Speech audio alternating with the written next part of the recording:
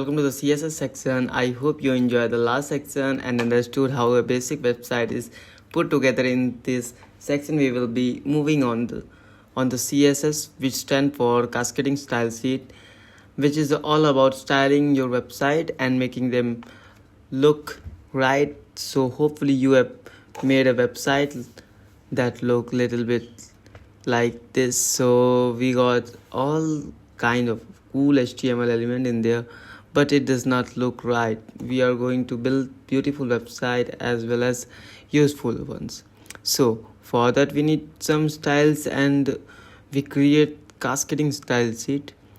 So let's go back to this example.com website and let's see the source code for this web page.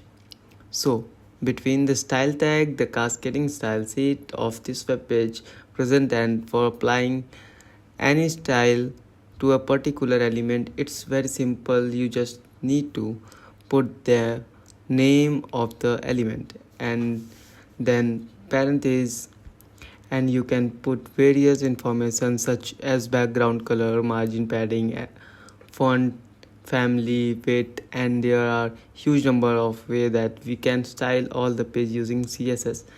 And the real advantage of them is that they are completely separated from HTML itself, which does a great job by keeping the style and the content separate, so it make the code more reliable, and it is also easy to update and maintain a cool.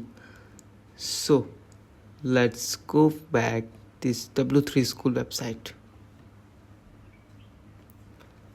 I will use it to show the power of CSS. So there are different style sheet which can apply the style sheet number 2, and you can see the content of the page is same, but since the style sheet we have applied a different style sheet, it's looking completely different.